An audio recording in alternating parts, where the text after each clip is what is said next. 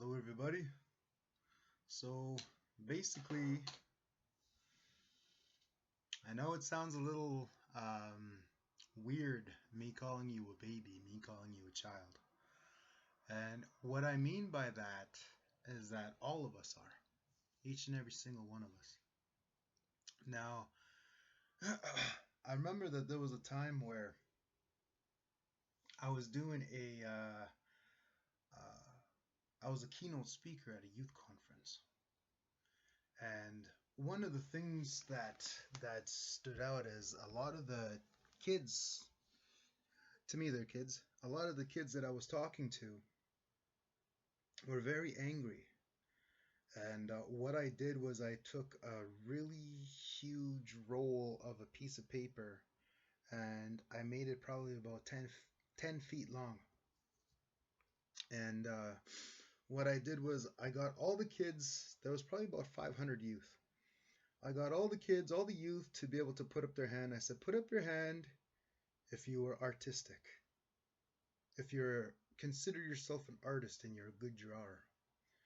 So a lot of them put up their hand. And I said, okay, I'm going to choose one of you. I'm going to choose one of you to be able to put up the draw for me. And it's a very special drawing. Sorry, I'm sick right now. So I chose one person and I said, I would like for you to draw a pile of shit on this piece of paper. So a lot of the kids started to laugh. A lot of the youth were like, what is this guy talking about? I thought he was some kind of a learner off of an elder. I thought he was a guy that's a counselor. I thought he, ran programs and did all this other stuff. And basically, they came and they drew that big pile of shit. So then I said, for every one group, I would like for you to send somebody from your table. Send somebody from your table, and I would like for you to write one thing that you believe is shit in your life. A lot of the youth stopped smiling and laughing over that big pile of shit. I said, you could put anything you want, anything at all that you want. All of those youth put some very horrific things. They were all Indigenous youth. A lot of them put down rape, child molestation, child abuse, having no father, having no mother, having parents that don't love them, having racist cops, having, just a whole bunch of different issues that the Indigenous community, that the Indigenous populations, and obviously our Black Nation brothers and sisters that are dealing with the same issues. And it became very serious. It became very real for them. And afterwards, I said, what I want all of us to do now, I'm sorry, I live in Alberta, so there's going to be people that are going to be driving very stupid. So afterwards, I want all of us to go outside. And we're going to symbolically and literally start a fire with this piece of paper. And that big pile of shit that we created, we're going to let it go. When we let it go, you should have seen some of the smiles on some of these Native youth that I saw. You should have seen the resiliency that I saw on their faces. So the reason why I share this with you, and what does that have to do with a $100 bill? What does that have to do with me saying that you're a child or that you're a baby? And this is exactly what it has to do, because there was some youth that came afterwards and said, Daniel, I really liked what we did. I really liked the things that you said. But I also wanted to ask you, I don't feel like I'm a good person. Because of what happened to me, I don't feel like I'm gonna ever amount to anything, because of what my mom said, because of what my dad did, because of what, the police have said to me, because of what, all of that. It just continued again and again and again of inside their mind, that spiral, right? So what I said was, what if I was to give you $100? And some of you might have heard this before. What if I was to give you $100? There it is, 100 bucks. It's a gift.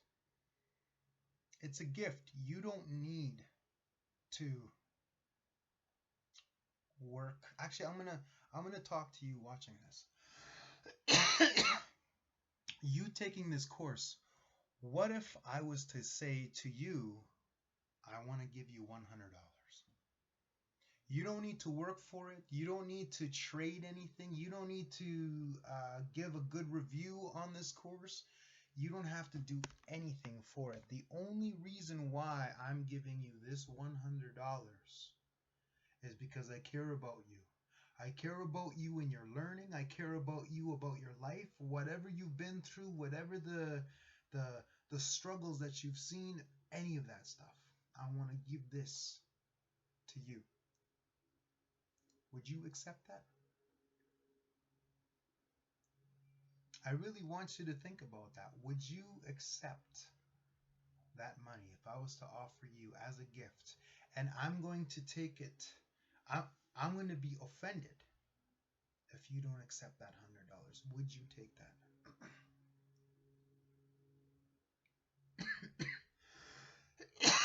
Most of the youth, they said no. And I asked them, I said, why not? Some of them said yes, and I said, good. You're a smart guy. And I looked at the rest of them and I said, what, you guys are so rich that you can't use $100? Afterwards, when they heard that, they said, okay, then yeah, I would accept it. What if I was to do this? Crumple it up. Would you accept that? Most of them said yes. How about you at home? Would you still accept it?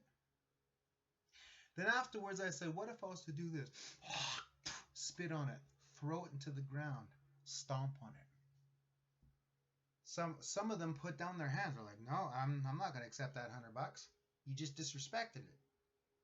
Okay. Some said yes.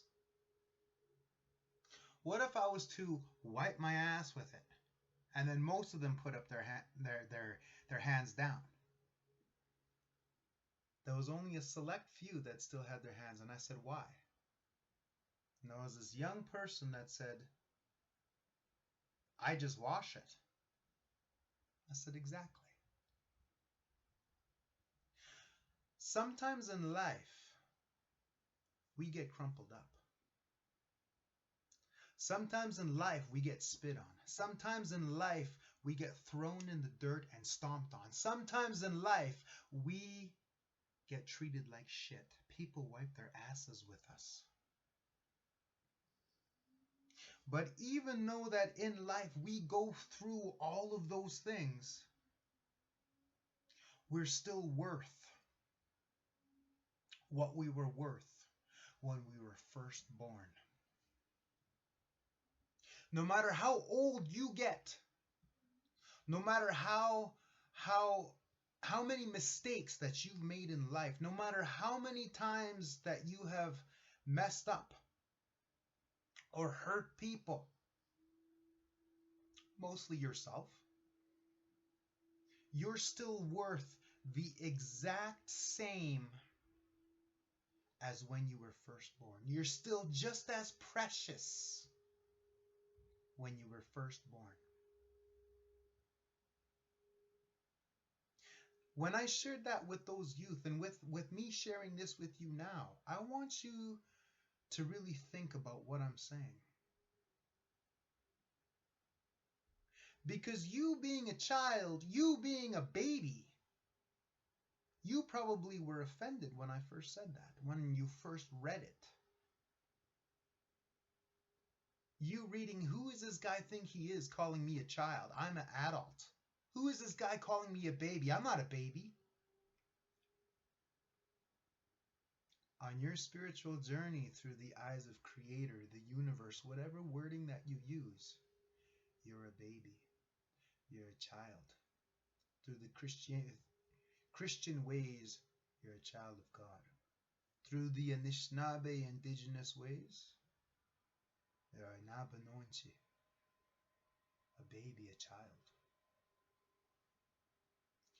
No matter how old that we get, that's the way that we're going to be here. Whatever life,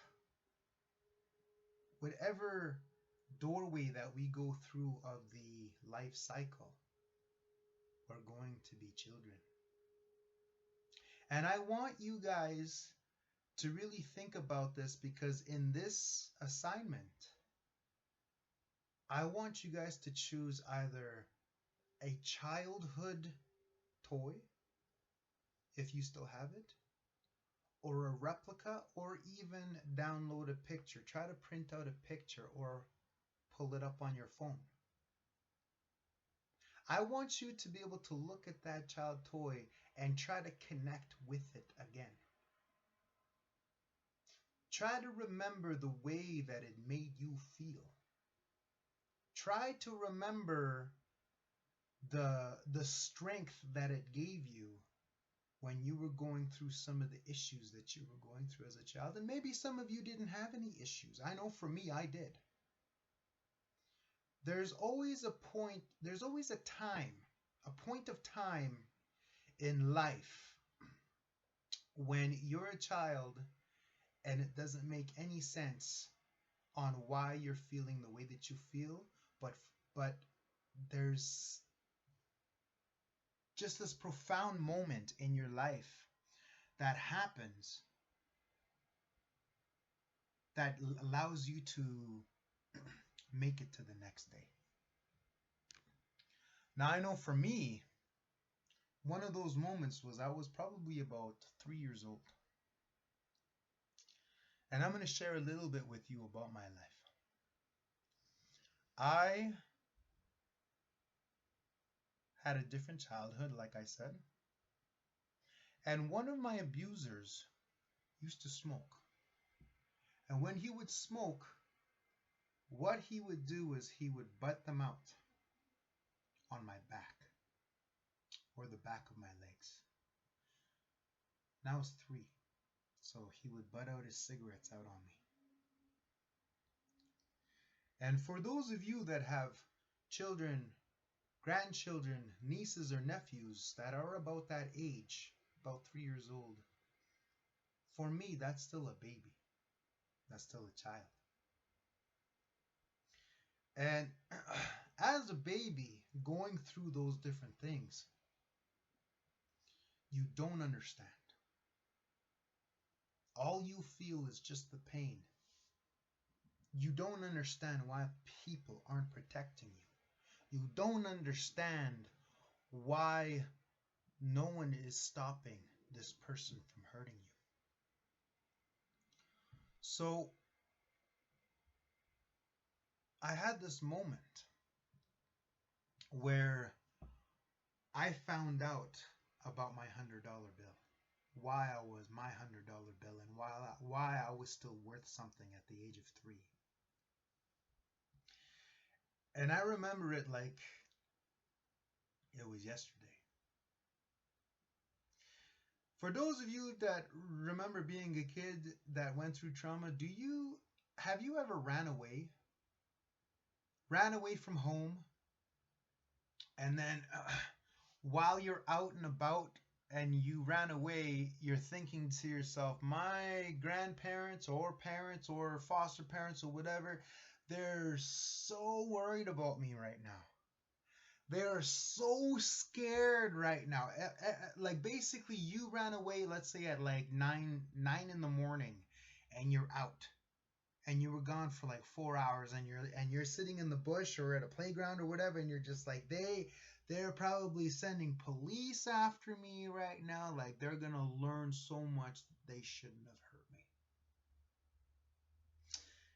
And then you go back because you either one forget that you ran away, or that you're hungry and you want lunch, and then you go back and they didn't even know that you ran away.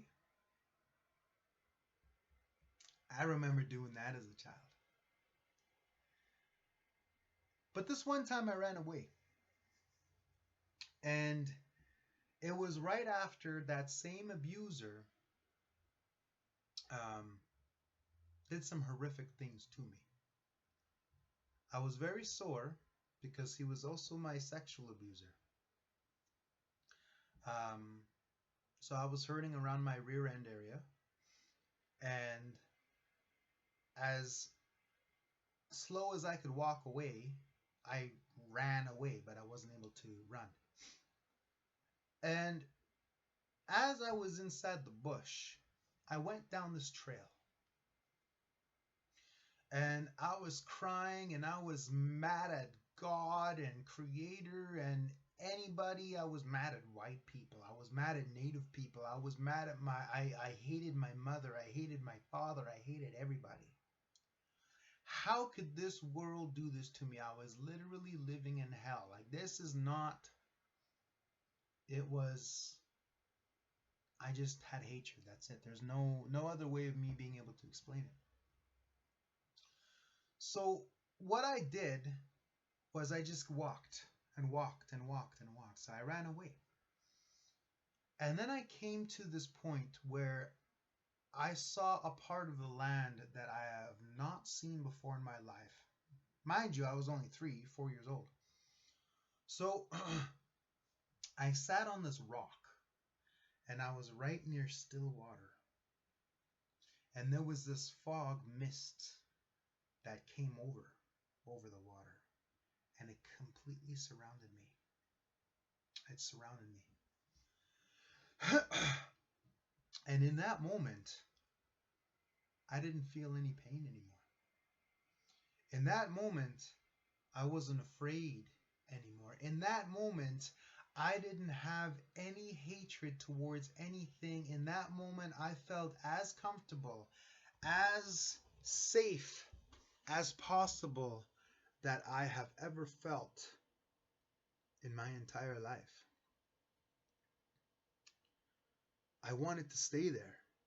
I wanted to be there. I wanted to live in that moment for the rest of my life, for the rest of eternity. It was the most beautiful thing that I have ever felt in this entire lifetime. I left a branch on different trees, all the way when I had to go home because it was starting to get dark. The mist retracted itself and went back over to the lake, and I continued running, and I started to go back, and I left, like I said, branches and just sticks and rocks and all that to remind myself, I'm going to come back here tomorrow. I'm going to feel the same way that I felt. Well, the next day, I went back on that trail. And I went back and I followed everything that I left, from the rocks to the branches to the sticks and twigs and all that other stuff.